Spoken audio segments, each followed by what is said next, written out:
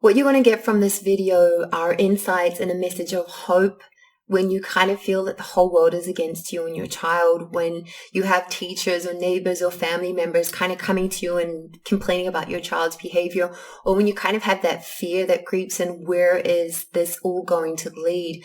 Out of personal experience, for me, there was one main thing that really helped me, and that was knowing that a child actually only needs one person, like one single person, to believe in them, to keep them grounded, and to keep them on a path, and to keep them away from possible devastation. So think of it like this. I want you to imagine holding a string with a helium balloon on the end, and this balloon does not have a normal shape. It has the shape of a child, and not just any child, your child. So this balloon represents your belief in them.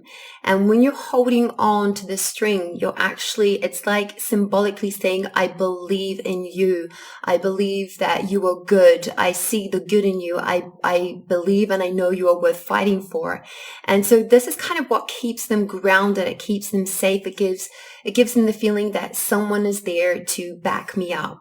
And no matter what I do, and they know that they mess up sometimes, and even if I mess up, I know that there is someone who believes in me that I can fall back on. And it takes so much pressure away from the child, so much fear away from the child, because they know that someone has their back. So when the balloon starts swaying back and forth, when it's super windy, this kind of represents when they are going through challenges in life. And as we know, if we're holding a balloon and it starts to be super windy, we're going to need to hold tight even more. And it goes both ways. We as parents need to believe even more in our child, but also our child needs our belief in them. And then comes that dreaded teachers meeting, or a neighbor or a friend comes and complains about your child's behavior.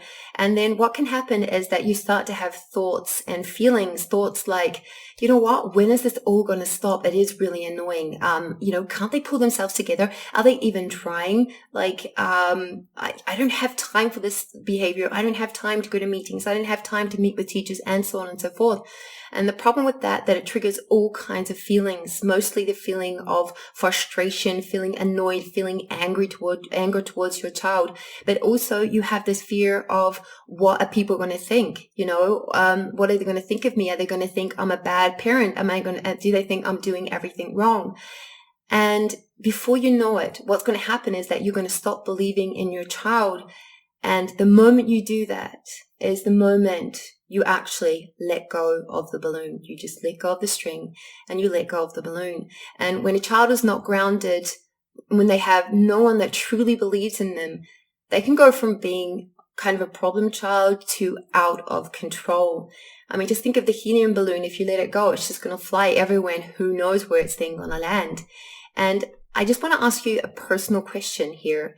If anyone's opinion or if anyone's view is truly worth you letting go of the string, is any friendship worth doubting your child? Is anyone's criticism so powerful that it's worth letting go of the string? Out of experience, I can tell you definitely not. It is not worth it.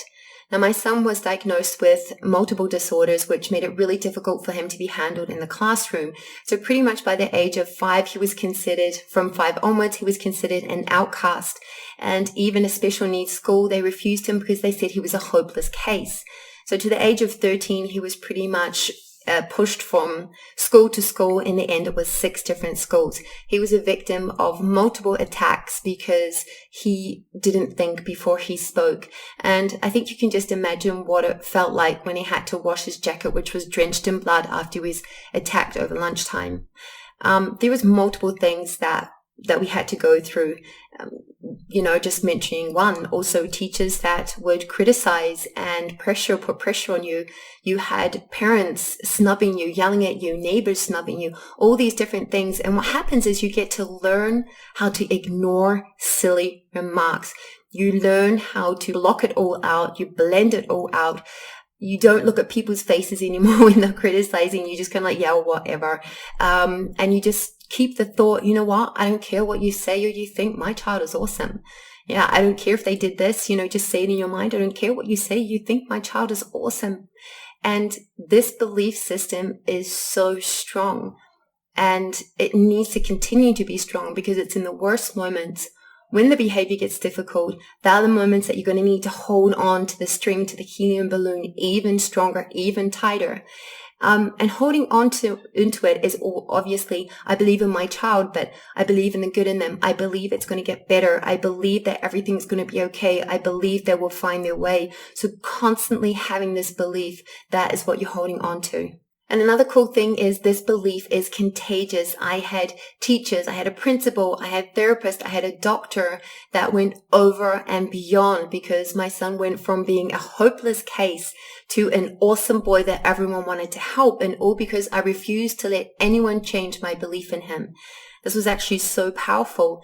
Imagining the helium balloon above, it did give me the strength to carry on and just not to worry about the future, to believe in all the good, believe also the future's going to be okay, everything's going to be fine, in connection with my son.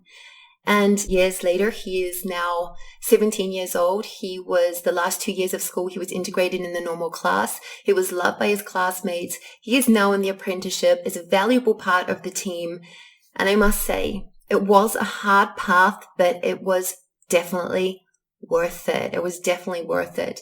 And I know as parents going through this hard path, it is not easy, but it is worth it. It's worth it. Another side note, he is also the main reason why I dedicated my life to helping children like him, and also parents like yourself. Children are not naughty because they want to be. There is always a reason. So behind their behavior are feelings of fear or helplessness, maybe even adopted patterns, or it could be a sickness as well. Over the years, I've worked with thousands of children, and they haven't always been easy to work with. I have been hit, I have been kicked, I've been spat at, I've been insulted, you name it. I've kind of experienced it. But one thing I could always do, I could always see the good in them. I could always see behind the scenes. Behind all of this, or behind this whole behavior, the child is innocent, and your child is too. To all the parents out there with a child who you feel the world is giving up on, write down these 4 points. Number 1, get good at ignoring what other people say. Number 2, stop negative thoughts that can lead to negative feelings. Number 3, no matter how bad your child's behavior is, you're allowed to be angry at that, but never at the child directly. Number 4, even if the whole world is against you, remember the power of one single believer. Think of the helium balloon. Hold the string tight and never let go. Never stop believing in your child. This will keep them grounded and on the right track. I know being a parent isn't always easy, but it is so worth it. Stay an awesome parent. Stay strong.